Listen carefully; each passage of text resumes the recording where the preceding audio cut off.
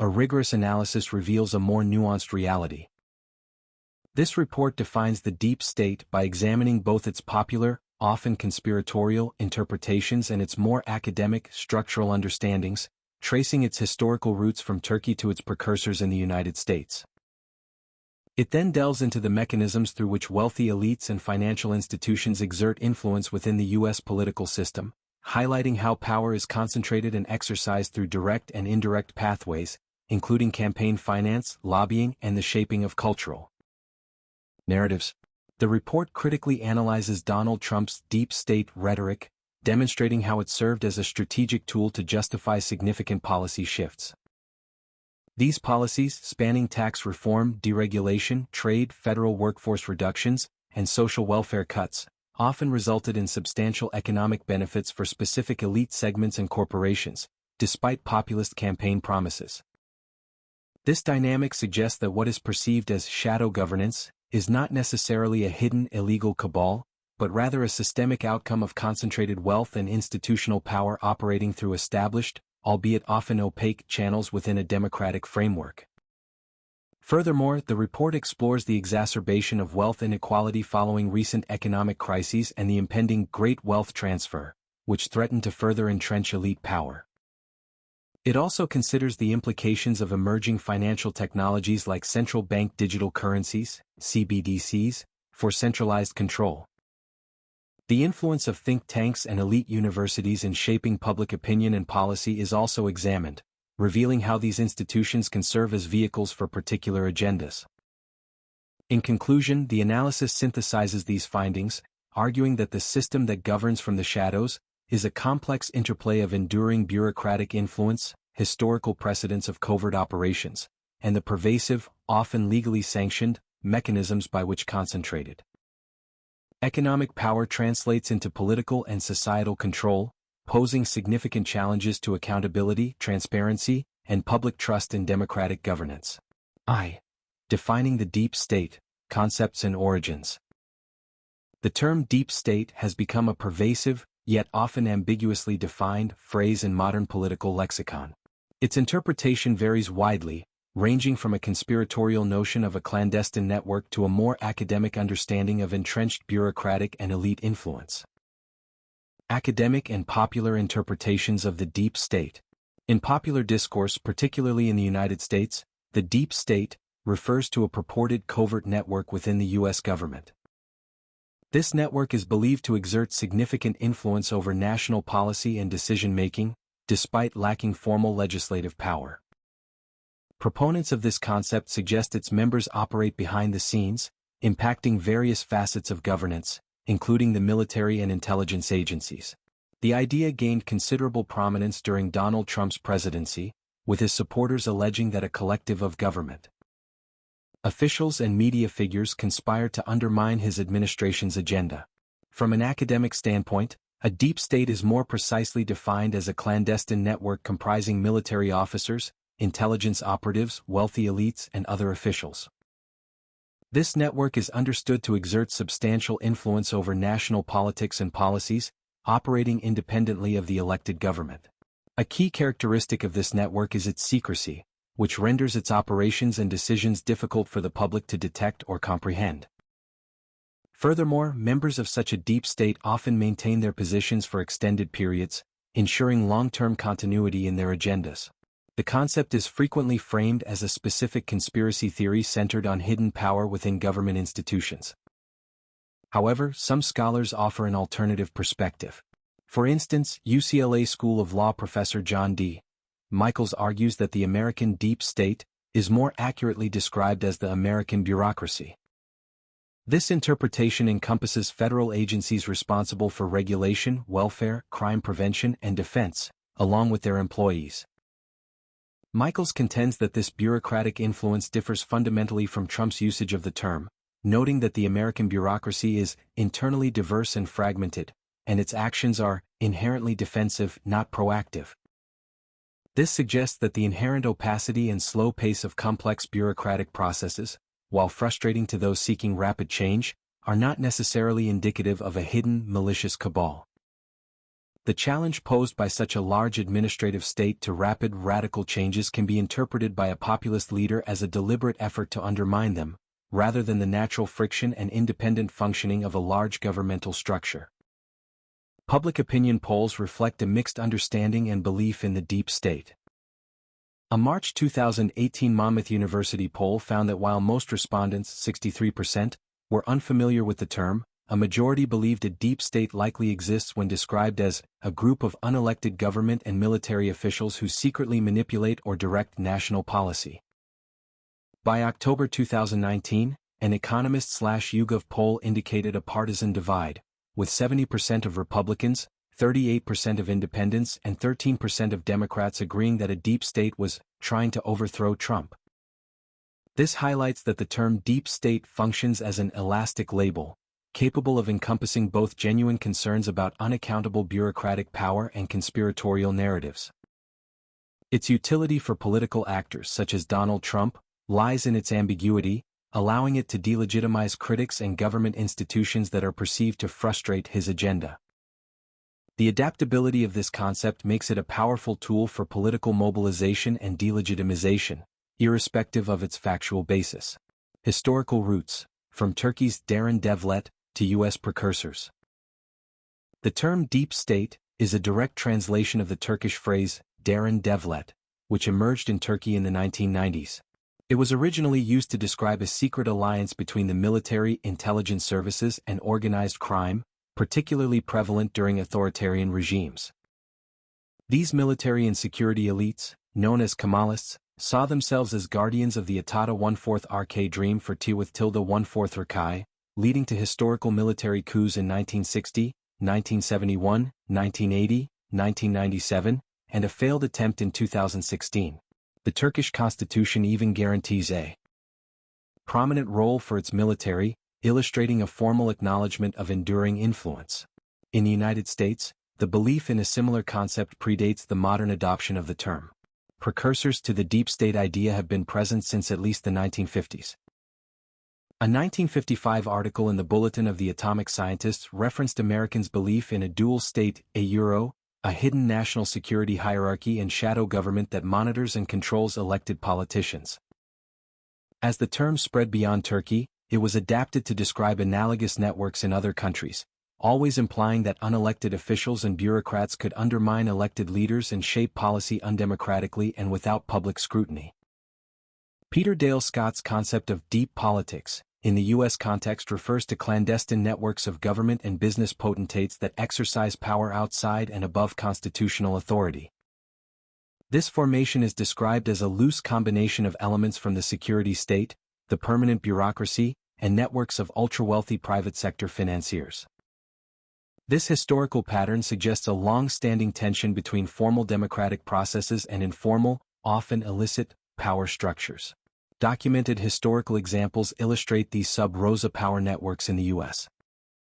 These include the CIA's interference in the Italian elections of 1948 and its involvement in the Corsican Mafia's heroin trafficking, which evolved into a funding system for covert operations in Laos.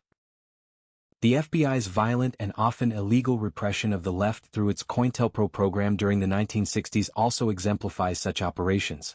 Furthermore, the Iran-Contra scandal saw deep state networks illegally selling weapons to Iran to fund right-wing Nicaraguan Contras, defying law. There are also documented instances of wholesale cocaine importation to the United States on CIA-chartered aircraft, as reported by the U.S. Senate in 1987. These historical occurrences demonstrate a consistent pattern of extra-legal means employed by elements within the state, often linked to private power. Periods of perceived political emergencies, or the pursuit of global hegemony, can create an environment where secrecy-seeking political actors can override voters and circumvent legal accountability. This means that the deep state narrative, while sometimes misapplied or exaggerated, taps into a legitimate historical pattern of unaccountable power and clandestine operations, resonating with public anxieties about hidden influences on governance. The deep state as a conspiracy theory versus bureaucratic/elite influence. The deep state concept, particularly its clandestine nature, inherently challenges accountability and transparency in governance. This opacity makes it difficult for the electorate to hold leaders responsible and can undermine the legitimacy of elected officials when unelected individuals or groups exercise substantial influence. The deep state theory is a central tenet of the QAnon pro-Trump conspiracy theory movement. Critics have warned that the widespread use of the term in the United States could undermine public confidence in democratic institutions and be used to justify the suppression of dissent. Conversely, some analyses suggest that the American deep state, if it exists, is not monolithic and contains multitudes, often with internal disagreements, rather than functioning as a single unified entity. Stephen Walt, a Harvard University professor, has argued that there is no deep state and that any bipartisan foreign policy elite is hiding in plain sight. This perspective suggests that the enduring influence of career civil servants and federal agencies, often providing continuity and institutional memory, can be a structural feature of a large, complex government rather than a deliberate conspiracy. The table below summarizes the various definitions and interpretations of the deep state, highlighting the distinctions between academic perspectives and popular, often conspiratorial, narratives. Table 1. Key definitions and interpretations of the deep state. Aspect: academic/structural interpretation, popular/conspiratorial interpretation, e.g. Trump's usage. Origin: Turkish, Derin Devlet, secret alliance of military, intelligence, organized crime in authoritarian regimes, Turkish, Derin Devlet, as a historical precursor.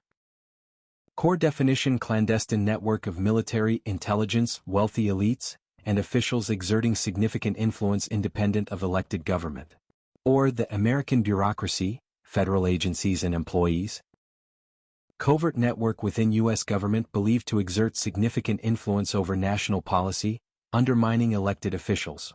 Key actors: military officers, intelligence operatives, wealthy elites, bureaucrats, organized crime. FBI, CIA, Justice Department, courts, media figures, long-serving government officials.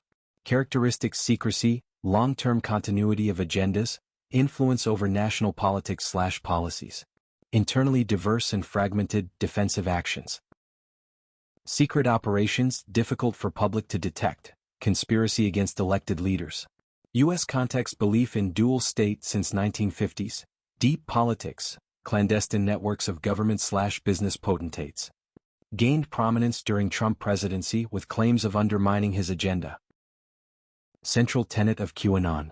Primary interpretation: structural feature of large government, enduring influence of bureaucracy, historical pattern of covert operations. False claim: conspiracy theory used to delegitimize critics and justify suppression of dissent. Elite power and economic influence in the U.S. political system. The notion of a system that governs from the shadows extends beyond overt conspiracy to encompass the pervasive, often legally sanctioned, mechanisms through which concentrated wealth and institutional power shape political and economic outcomes. Elite theory provides a foundational framework for understanding this dynamic. Elite theory: concentration of power and unified interests.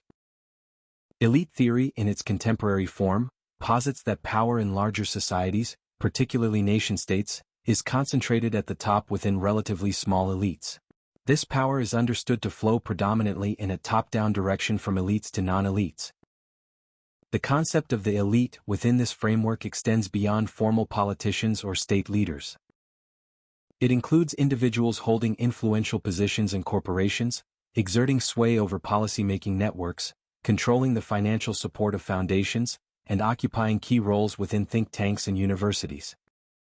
The fundamental characteristics of elite theory include the concentration of power, the unity of elite interests, often stemming from common backgrounds and positions, the diversity and comparative powerlessness of non-elites, and the identification of institutional position as the defining characteristic of power. Elite theory stands in direct opposition to pluralism, a tradition that emphasizes how multiple major social groups and interests contribute to representative political outcomes. Wright-Mills' concept of the power elite further underscores this interconnectedness, highlighting the interwoven nature of political, military, and corporate leaders in shaping societal power structures. Ancient political philosophy, such as Polybius's, also recognized the risk of rule by elites, aristocracy, degenerating into oligarchy, if not properly balanced by checks and balances. This perspective suggests that shadow governance is not necessarily a secret plot by a hidden cabal but rather a systemic outcome of concentrated wealth and institutional power within a democratic framework. The popular deep state as a conspiracy theory might, in this light, be a misdirection from the more pervasive, yet often legal mechanisms of elite control. The inherent structure of modern capitalist democracies, where significant economic power can be converted into political influence through legal, campaign finance, lobbying, and quasi-legal, think tank funding, elite social networks, channels, creates a de facto shadow governance. This form of control is more subtle and systemic than an active conspiracy, yet it consistently produces outcomes that disproportionately favor elite interests. The shadows are not necessarily illegal activities but rather the opaque and often unacknowledged outcomes of a system where concentrated wealth holds disproportionate sway, challenging the ideal of truly representative democracy. Direct pathways of influence, policy-making and economic investment. Elites wield influence through direct engagement in policy-making and economic investment. They can directly participate in or influence policy decisions, thereby shaping legislative and regulatory outcomes that favor their interests. For instance, their involvement can steer legislation or regulatory frameworks in directions beneficial to their corporate holdings or financial endeavors. Furthermore, elites exert direct influence by investing in or controlling key sectors of the economy, which in turn affects broader economic outcomes. This control can manifest in shaping market dynamics, influencing employment trends, or directing capital flows in ways that consolidate their economic power. This direct influence is often bolstered by strong social cohesion among elite members, their control over key institutions, economic, political, and cultural, and a perceived legitimacy which can reduce resistance to their dominance. Elite networks, whether formal, e.g. professional associations, policy groups, or informal, e.g. social clubs, family ties, are crucial for sharing information, coordinating actions, and providing mutual support and access to resources, amplifying their collective power. Indirect pathways of influence, cultural production and social norms. Beyond direct policy engagement, elites also shape society through indirect pathways, particularly via cultural production and the establishment of social norms. They can influence cultural narratives and values through their control or significant influence over media, education, and the arts. This allows them to legitimize their status and promote ideologies that align with their interests. They possess the ability to set social standards and expectations that are subsequently adopted and followed by others in society. This multidimensional control highlights that elite power is not solely financial but also ideological and social, creating a self-reinforcing cycle. Elites leverage both economic capital, wealth, investments, corporate control, and cultural capital, education, cultural knowledge, influence over media and arts, to maintain and expand their influence. Economic power enables elites to gain control over or significant influence within key institutions, media, education, think tanks. These institutions then become instrumental in shaping public discourse, values, and social norms, which in turn legitimizes elite positions and agendas. This creates a powerful feedback loop where economic power facilitates cultural influence, which then reinforces economic power by shaping policies and public acceptance. Addressing undue influence, therefore, requires not just focusing on direct financial transactions but also critically examining and potentially reforming power dynamics within the realms of media, education, and cultural production. The role of campaign finance and lobbying. Campaign finance serves as a significant mechanism through which financial contributions directly impact electoral outcomes. Wealthy donors and corporations fund political campaigns, committees, and various political organizations such as political action committees, PACs, and 527 organizations. OpenSecrets.org is a key resource that provides data and analysis on federal campaign finance, meticulously tracking contributions to candidates, PACs, lobbying activities, and interest groups. This data underscores how financial resources are channeled to influence the political landscape. Lobbying efforts represent another primary mechanism of influence, with databases indicating how lobbyists interact with legislation and policy. This practice extends beyond formal interactions, as lobbyists and staffers often build personal relationships that facilitate influence, creating a network of access and persuasion. Corporate political engagement, encompassing both spending and lobbying, carries crucial implications for policy decisions, leading to increasing concerns about undue influence. Transparency in lobbying is a significant issue, as regulations often lack sufficient disclosure requirements, obscuring the full extent of this influence. While there is a common assumption that the most campaign spending or donations equate to the most influence over political leaders, some analyses suggest that other economic factors may carry more weight, indicating a complex interplay of forces. Influence of wealthy donors and corporations on political outcomes. The current system, characterized by porous campaign finance rules and lax enforcement, allows a handful of ultra-rich individuals to exert dramatic influence on national campaigns. Corporate political spending is not merely embedded in political campaigns, it also wields major influence over the success or failure of specific legislation. Donations to inaugural funds, for instance, are explicitly viewed as a means to gain favor and to gain access.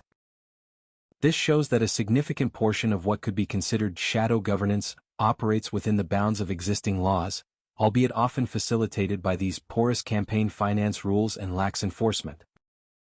This suggests that the shadows are less about widespread illegality and more about a legal and regulatory system designed or evolved to allow concentrated wealth to exert disproportionate influence. Wealthy individuals and corporations can legally buy access and shape the tax code to their liking through these channels. The system that governs from the shadows is not entirely hidden. Its tools are often publicly documented, but their cumulative and systemic effect on democratic outcomes is obscured by the complexity, scale, and legality of the process, making it difficult for the average citizen to perceive or challenge.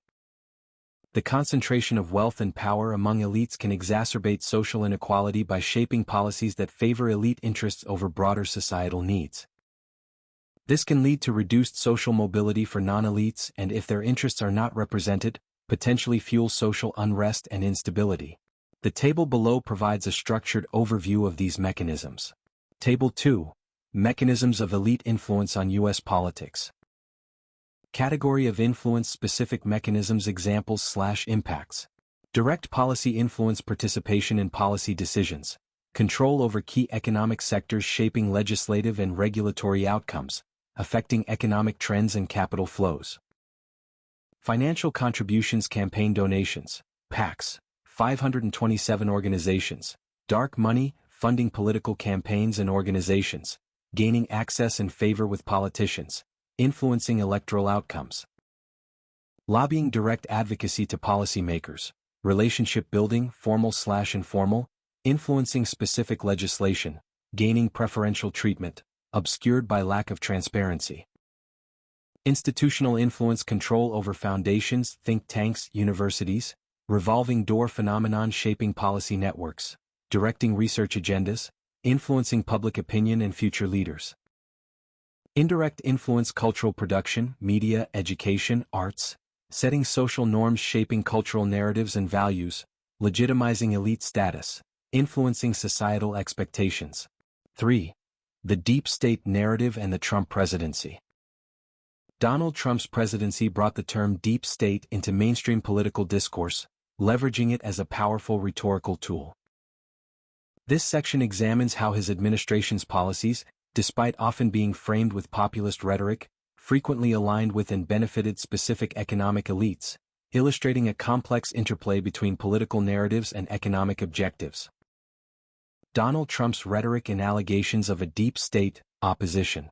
Allegations of a deep state conspiracy reached widespread recognition during Donald Trump's first presidency, during which he falsely claimed that the deep state was actively working against him and his administration's agenda. Trump frequently used the term deep state to refer to U.S. government institutions that he perceived as frustrating his efforts, specifically citing entities such as courts, the Justice Department, and intelligence agencies. His supporters and allies alleged that intelligence officers and executive branch officials were influencing policy through leaks or other internal means. Political commentators and right-wing media outlets, including Steve Bannon and Breitbart News, appropriated the term to delegitimize critics of the Trump presidency. The concept of a deep state is also a central tenet of the QAnon pro-Trump conspiracy theory movement. Trump's rhetoric often framed his presidency as a revolution against perceived adversaries, with the deep state being understood as a mixture of the Central Intelligence Agency, the military, and other long-serving government officials. This use of the deep state narrative, while framed as a fight against a shadowy cabal undermining his authority, served as a powerful rhetorical and political tool to justify radical policy shifts. These shifts often disproportionately benefited specific economic elites and aligned with a broader anti-regulatory, anti-government agenda.